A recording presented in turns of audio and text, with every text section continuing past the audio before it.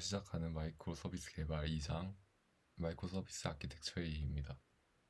인프라에 대한 패턴과 애플리케이션 패턴에 대한 설명이 주를 이루고 있는 내용이에요. 근데 인프라에 대한 패턴도 상당히 중요한 내용이 맞는데 이제 개발자로서 그러니까 백엔드 개발자로서 좀 더 집중을 끄는 면이 3절에 있는 애플리케이션 패턴 쪽이 되게 내용이 좋더라고요. 그래서 그 부분에 대해 좀 더 그 부분에 대해서만 내용 설명을 진행하도록 하겠습니다. 일단 기록을 해놨는데, 음, 하고, 자, 여기 애플리케이션 패턴을 진행해 볼게요. 자, 애플리케이션 패턴에는 실제로 개발자가 구현해야 할 애플리케이션 영역으로 넘어와서 마이크로 서비스 애플리케이션을 구성하기 위한 패턴들을 여기서 보여주고 있습니다. 1장에서 많이 나왔던 단어들도 많이 나와요. 근데 중복된 내용들을 통해서 책을 읽는 독자들 이해를 좀 더 원활하게 하기 위함이 아니었을까 싶습니다. 앞장에서 나와서 이제 이야기가 훨씬 편했던 것 같아요. 그러면 시작해 보겠습니다. 자, UI 컴포지트 패턴 또는 마이크로 폰트엔드 이 부분에 대한 설명이 왜 나오게 됐냐면 이제 1장에서 마이크로 서비스라는 개념을 저희가 알게 되잖아요. 근데 이제 마이크로 서비스라는 개념이 어찌 보면 백엔드 쪽에서 좀 더 집중적으로 쓰여진 면이 있어서 그러면 프론트엔드에서는 화면단에서는 어떻게 해야 될까라는 의문이 생기게 되잖아요. 이제 여러 가지 서비스를 불러와서 조합을 하는 게 프론트엔드일 텐데 그 이제 모놀리스 시스템에서는 어떻게 했었고 이제 마이크로 서비스로 넘어와서는 어떻게 해야 될지에 대한 설명이 나와 있는 부분이라고 보면 될 것 같습니다. 자, 처음에 모노리스 형식이에요. 프론트엔드는 다른 기능들도 함께 빌드해야 되는 상황에서 이제 문제가 생기게 됩니다. 원래는 모노리식으로 서비스를 했다면 다른 서비스를 하나의 비즈니스 로직 안에서 호출을 하면서 이제 여러 가지 모든 정보들을 가져온 다음에 한 번에 내뱉게 되겠죠. 그러면 그 내뱉은 모든 데이터들을 한 페이지에 그대로 나열하게 되면 되고요. 근데 이제 거기서 생기는 문제점은 그중 그 서비스를 호출하는 부분에 한 가지에서 변경이 생기게 된다면 그 변경이 상위 개념인 이걸 호출하는 화면단에서까지의 데이터를 표현하는 방식을 수정해야 될 수도 있는 문제가 생기기 때문에 그런 부분의 문제를 해결하기 위한 방법 또는 마이크로 서비스에 맞는 방법을 채택하는 방식 그런 거를 따져보니까 이제 마이크로 폰트엔드를 사용하게 됐다라고 보면 될 것 같습니다. 독립적인 기능 변경 및 배포가 불가능해요. 독립적인 기능 확장도 불가능합니다. 이를 해결할 수 있는 방법이 마이크로 프론트엔드예요. 자, 프론트엔드 프레임 형태.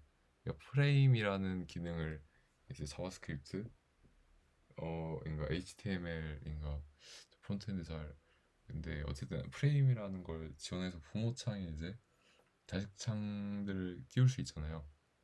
근데 이제 그 하나의 창들을 전부 각각의 마이크로 서비스 팀에서 각자 받아와서 이거를 마이크로 프론트엔드도 그 마이크로 서비스 팀에서 직접 화면을 이랑 데이터를 꾸며 와서 이제 부모 창으로 다 같이 모으는 거죠.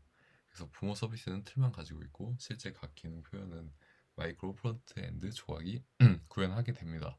자, 이게 가능하게 되는 이유는 마이크로 서비스 팀이라는 이런 문화를 가지기 때문이죠. 여러 가지 기능을 가진 역할자, 뭐 기획자도 있고, 프론트엔드 개발자도 있고, 백엔드 개발자도 있고, 설계자도 있고, 이러니까 자율적으로 비즈니스를 개선할 수 있게 됩니다.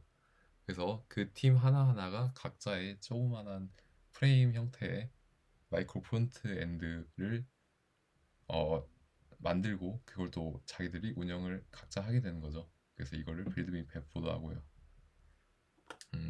그 다음 넘어가겠습니다. 마이크로 서비스 통신 패턴.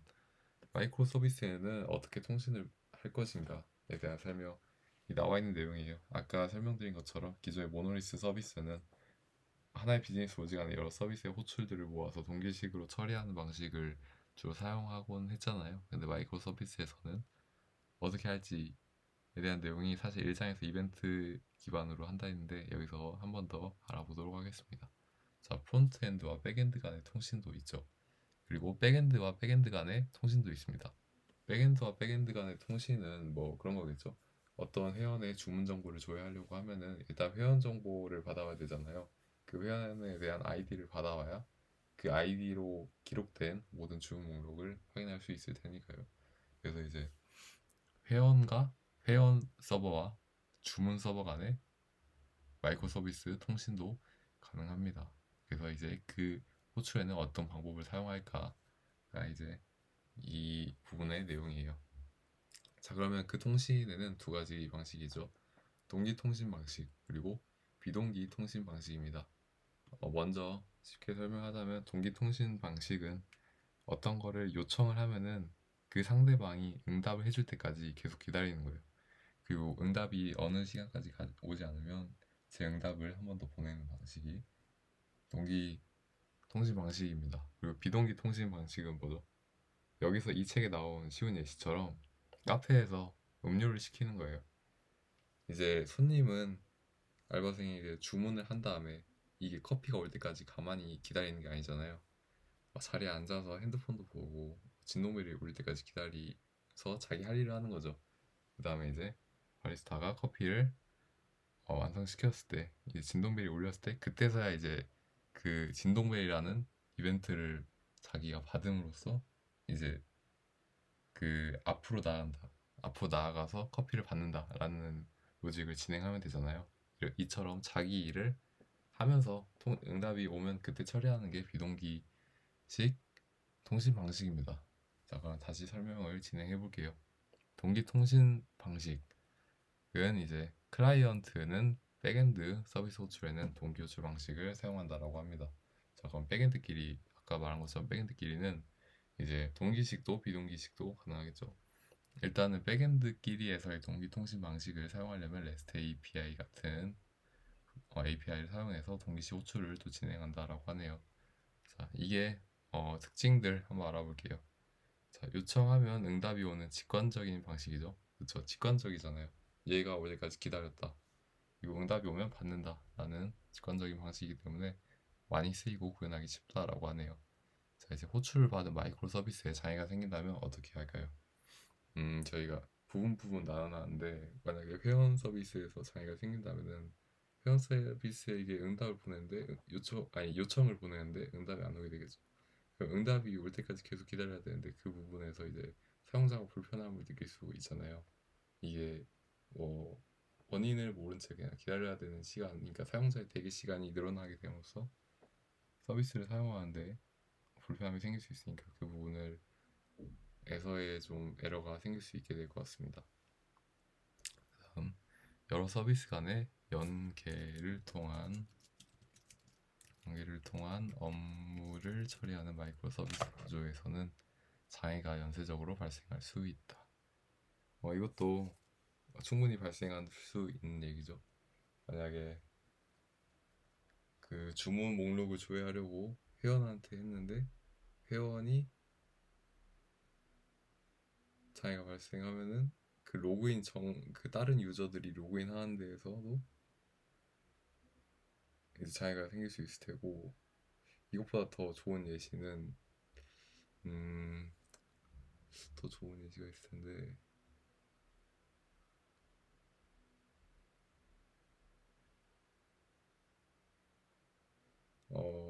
정산이랑 주문 조회랑 회원까지 한번 해봅시다.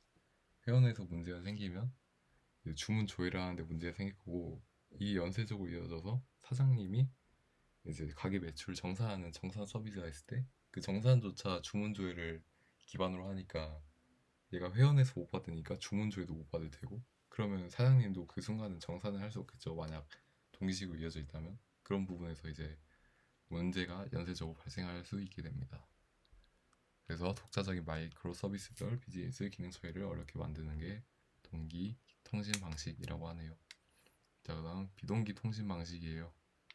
메시지를 보낸 다음 응답을 기다리지 않고 다음 일을 처리합니다. 완결성을 보장할 수가 없어요. 그리고 보장하기 위한 메커니즘은 메시지 브로커를 사용하는 방식을 사용한다라고 합니다. 자, 메시지 브로커예요. 메시지를 전달하고 자신의 일을 처리하면 메시지 브로커가 전송을 보장하게 됩니다. 메시지 브로커에 의해 중개되기 때문에 서로 통신하는 서비스들이 물리적으로 동일한 시스템에 위치할 필요도 없고 서로 프로세스를 공유할 필요도 없으며 심지어 동일한 시간대에 동시에 동작하지 않아도 된다라고 하네요. 아까 말씀드린 설명처럼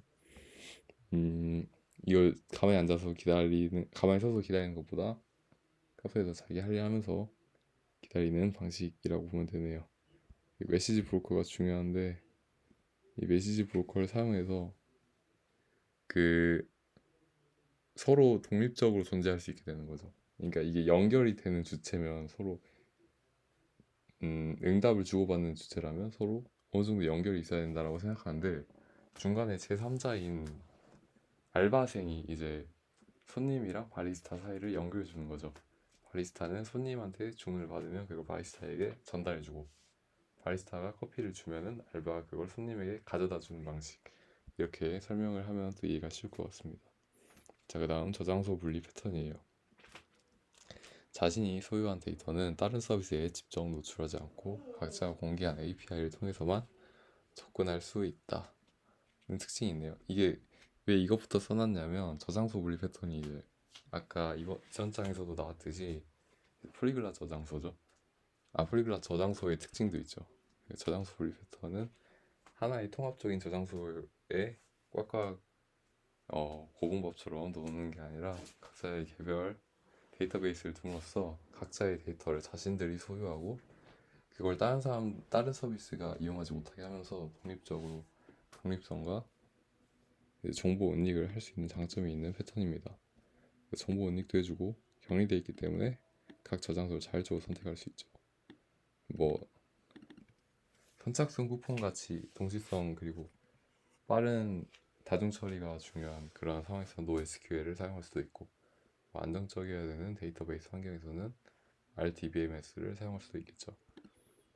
이 같은 제약이 데이터를 통해 변경의 파급 효과를 줄여 서비스를 독립적으로 만듭니다. 이제 여기서 생기는 문제점이 있죠. 데이터들이 각각 흩어져 있는데 겹치는 부분이 생길 수밖에 없잖아요. 그러니까 주문 데이터베이스에는 이걸 주문시킨 회원에 대한 정보가 들어가 있어야 되는데 그 회원이 이제 회원 테이블에도 있을 테고 근데 회원 탈퇴를 한다면 그 중간 사이에 회원은 탈퇴된 상태여서 회원 데이터베이스에는 없는데 주문 조회에는 남아있는 이러한 일관성의 문제가 생길 수 있는 부분이 생기는데 그 부분에 대해 어떻게 처리하는지 마이크로 서비스에서는 어떻게 처리하는지 한번 알아보도록 합시다. 자, 분산 트랜잭션 처리 패턴이에요. 그래서 이제 두 가지 패턴에 대한 설명이 나옵니다. 기네요. 자, 2단계 패턴이에요. 여러 개의 분산된 서비스를 하나의 트랜잭션으로 묶는 것. 그러니까 모든 노드가 같이 커밋되거나 롤백되거나 그래서 함께 그러니까 다 같이 되든가 다 같이 안 되든가 식인데 이제 손쉽게 적용 가능하고 이제 가능한데 단점들이 쭉 나오는데 잠금 락이 걸리면 이제 성능상의 문제가 생기죠. 잠금도 이제 데이터베이스에 공부하면 나오는데 이 잠금이 된 동안 다른 트랜잭션이 이 부분에 접근을 할 수 없으므로 이 부분을 기다려야 되니까 성능상의 문제가 생기게 되고 그 다음 다른 인스턴스로 로딩되기 때문에 통제하기 어렵고 NoSQL 저장소는 이 기능조차 지원하지 않나요. 그러니까 독립적이지 않고 비자율적인 구조를 낳게 되는 게 2단계 커밋이라는 방식입니다. 자, 그럼 사과 패턴은 뭘까요? 각 서비스의 로컬 트랜잭션을 구체적으로 처리하는 패턴이에요. 로컬 트랜잭션과 보상 트랜잭션을 이용해 비즈니스 및 데이터의 정확성을 맞춥니다. 자신의 데이터베이스를 업데이트한 후 다음 로컬 트랜잭션을 트리거하는 메시지 또는 이벤트를 게시. 롤백 상황에서는 보상 트랜잭션을 진행해요. 말 그대로인 것 같습니다. 이걸 데이터베이스에 업데이트한 후 내가 데이터베이스에 업데이트했다는 거를 아까 말한 메시지 브로커를 통해서 전달하면은 그 이벤트를 받으려고 하고 있는 그 마이크로 서비스에 가가지고 그걸 받고 그 부분에 대한 자신의 로직을 진행할 수 있는 거죠. 자, 롤백 패턴에는 보상 트랜잭션이 있는데 이 예시를 보면 이해가 쉬울 것 같아요. 사각 패턴 사례인데 자, 주문 처리가 시작되면 가주문 생성, 그 다음에 주문 생성됨 이벤트예요. 그러니까 주문이 완전히 완료된 게 아니고 이제 이 주문 생성된 이벤트를 확인한 후 고객 서비스가 신용 한도를 조회합니다. 충족하면은 승인됨 이벤트 발행. 하지만 시정 한도가 충족되지 않으면 초과된 이벤트를 발행합니다. 그럼 이 이벤트를 받는 주문 서비스가 이제 고객 이걸 보고 승인된 경우에는 이제 진짜 주문 완료 처리하고, 초과된 이벤트를 받은 경우에는 그 주문 취소 처리 하는 거죠. 이게 보상 트랜잭션이죠. 이 바로 이게 실행된 게 아니라 고객 서비스에서 또 이 결과를 받아서 뒤에 후처리를 하는 거. 바로 주문 완료된 게 아니라 생성을 하고 일단 보고 승인할지 거절할지 보는 게 보상 트랜잭션이라고 할 수 있습니다. 이렇게 이벤트 기반 아키텍처, 메시지 브로커, 사과 패턴으로 정합성을, 비즈니스 정합성을 결과적으로 보장하고 비즈니스 및 시스템 가용성을 극대화할 수 있습니다. 길어져서 여기서 자르고 할게요.